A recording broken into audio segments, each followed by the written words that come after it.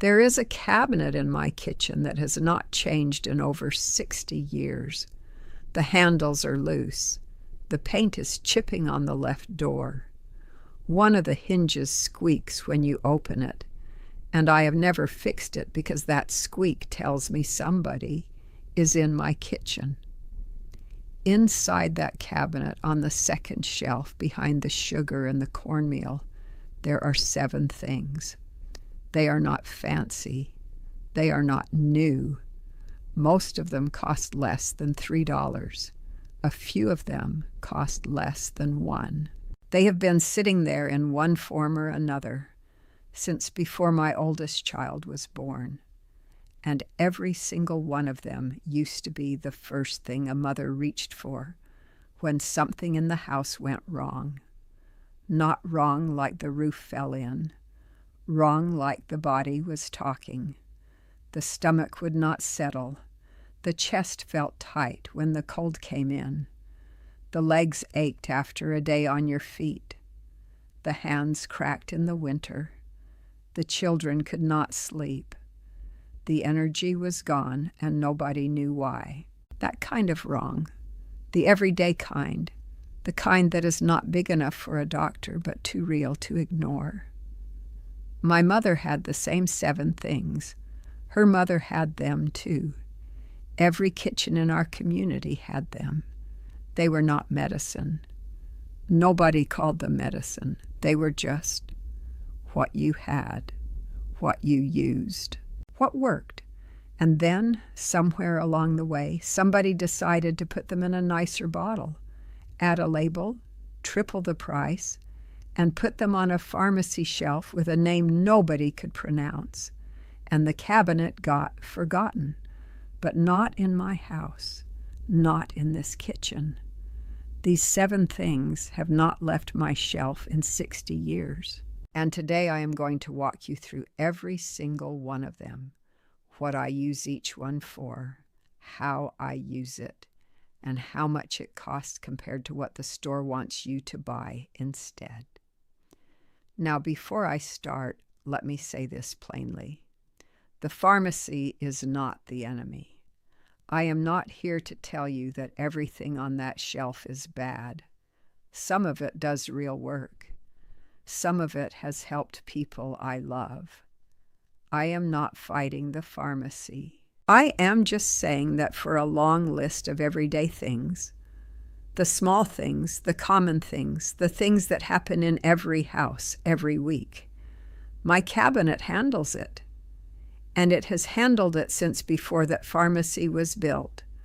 I am not a doctor. I am not pretending to be one. What I am showing you is what was passed down to me and what I have used with my own hands in my own kitchen for decades. What you do with it is your decision. My name is Mitty. I am 80 years old. I grew up in rural Mississippi, where the nearest doctor was a full day away and cost more than my family could spare. I raised 9 children with what this kitchen gave me. What I am about to show you is not something I read about. It is something I lived. 7 things, still in my cabinet, still working. Let me show you. The vinegar, not the white kind you clean with. The dark one. The one that looks murky and has things floating at the bottom that most people think means it went bad. It did not go bad. That is the part that matters. My grandmother kept a bottle of this on the second shelf of her cabinet every day of her life. She called it the bitter, as in, go get me the bitter. We knew what she meant. When somebody's stomach would not settle, after eating too much, after eating something that did not agree, after one of those days when the belly just felt heavy and sour, she would pour 1 tablespoon into a glass of warm water, stir it, and hand it to you. That was it. 1 tablespoon, warm water. Drink it slow. It does not taste good. I am not going to stand here and lie to you. It is sharp and it bites, and the first time you drink it, your face will do something you did not plan. But here's what happens. Within about 20 to 30 minutes, the belly starts to settle. The heaviness starts to move. The sourness fades. Not every time, but most times. And for something that costs about $3 a bottle and lasts 2 months, that is hard to argue with. The store sells little pink bottles and little white tablets for the same thing, $4 to $8 every couple of weeks. That is over $100 a year for an upset stomach. My grandmother spent $3 twice a year. That is the difference. The baking soda, not for baking. Well, for baking too. But that is not why it is on this list.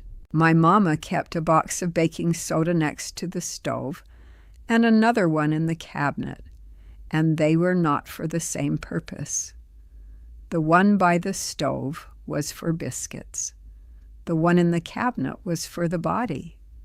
When somebody had heartburn, that burning feeling that rises up after a heavy meal, that thing that keeps you sitting up at night because lying down makes it worse, Mama would put half a teaspoon of baking soda in a glass of cool water, stir until it dissolved, and say, "Drink it, do not sip it, drink it."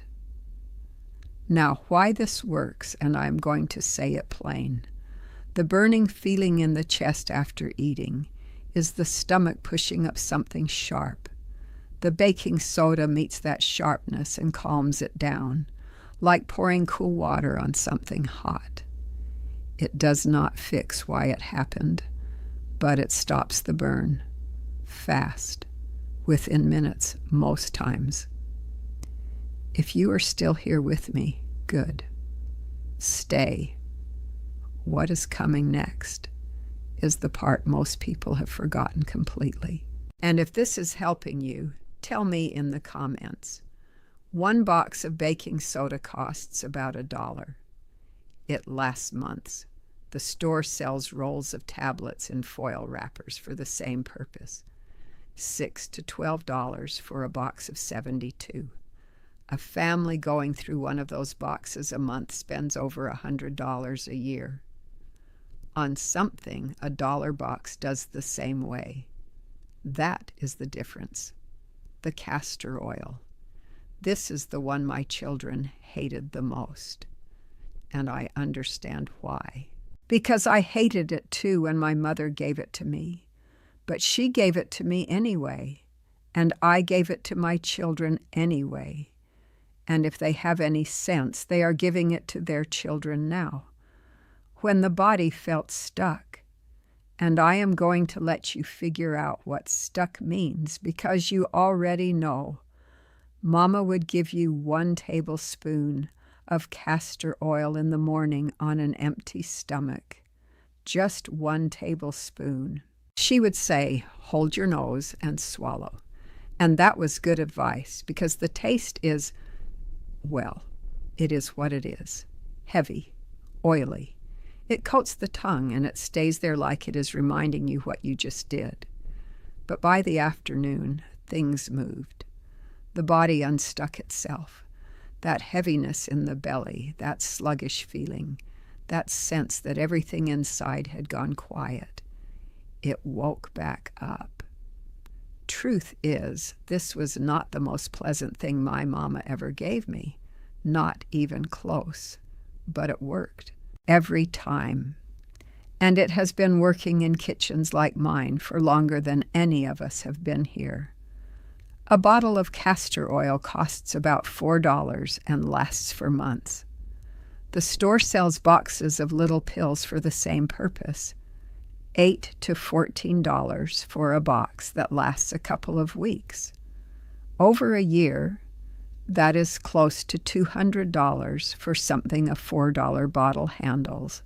That is the difference, the dark honey, not the clear golden kind that comes in a little bear-shaped bottle. Not that. The dark kind, almost black. Thick enough that it moves slow when you tilt the jar. the kind that tastes like the earth and the flowers and the bees all at once. Mama used to get ours from a man 2 farms over who kept bees in white wooden boxes at the edge of his field. I can still see those boxes in my mind. They looked like little houses. When winter came and the chest got tight and the throat got scratchy and the cough started, the kind of cough that is not dangerous but will not leave you alone, Mama would put 1 tablespoon of dark honey into a cup of very warm water with a squeeze of lemon. Not hot water, warm water. She was specific about that. She said hot water hurts the honey, kills what is good inside it, warm. Like bath water, she would hand it to you and say, "Drink it slow." And you did. And within about an hour, the throat was coated and calm. The cough was quieter, and the chest did not feel so tight. 1 cup, 1 tablespoon of honey, 1 squeeze of lemon. Why this works, plain. The honey coats. It is thick and it stays where it touches. When it moves down the throat, it leaves a layer behind. That layer calms the irritation. The warm water opens things up. The lemon, and I need to stop here because this part is simpler than people make it. The lemon just cuts through the thickness and helps the body accept it. That is it. No mystery, no magic. Just 3 things doing 3 simple jobs at the same time. The store sells bags of throat drops for $4 to $6. Bottles of syrup for $8 to $12. A family with children going through winter spends $30 to $50 a season on those products. A jar of dark honey costs $6 to $8 and lasts the entire winter. 1 lemon costs 50 cents. That is the difference. Before I go on, if you know somebody who needs to hear this, share it with them. That is how this knowledge got to me. Hand to hand, kitchen to kitchen, the cayenne. Now, this one scares people. I know it does. When I tell somebody to use cayenne, they look at me like I said walk through fire. But listen, that heat is the whole point. My mama kept a small jar of cayenne pepper on the shelf. Not for cooking. Well, for cooking too, she put it in everything. But for when the body felt cold from the inside, when the hands and feet would not warm up, when the blood felt slow, when somebody looked pale and tired and could not get warm no matter how many blankets they piled on, she would put a 1/4 teaspoon, and I mean a 1/4, not a half, not a full one, a 1/4, into a cup of warm water with a little honey to cut the heat. You drink it. It burns going down. I am not going to pretend it does not. It burns. And then within about 15 to 20 minutes, something shifts. The fingers start to tingle. The feet start to feel warm. The face gets a little flush. The body wakes up, like somebody turned a heater on inside you. Why this works, plain. The cayenne makes the blood move. That is it. When the blood moves, the heat follows it. The blood goes to the hands warm up. The blood goes to the feet warm up. The body is not cold because something is broken. The body is cold because the blood got lazy. The cayenne does not let the blood be lazy. My mama used to say, that pepper tells the blood to get to work. She was not wrong. A jar of cayenne costs about $3 and lasts months. The store sells heated insoles, warming patches, and circulation creams for $10 to $20 that last a week or 2. That is the difference, the Epsom salt. This is the one everybody already has in the house, but almost nobody uses right. It is sitting under your bathroom sink right now. probably in a bag that has been open for 2 years. My mama used it differently than most people think. Everybody knows you put it in the bathtub for sore muscles. That is fine. That works. But Mama did something more specific. When the feet ached, after a long day of standing, after walking too far, after the kind of day where your feet hit the floor in the morning, already tired, she would fill a basin with water as warm as the feet could stand and dissolve 2 big handfuls of Epsom salt in it. Not a sprinkle. 2 big handfuls. She would sit you down in a chair and put your feet in that basin for 20 minutes. Not 10. 20. My husband used to come in from the field and sit down at that basin without a word. Did not ask, did not complain. Just sat down and put his feet in.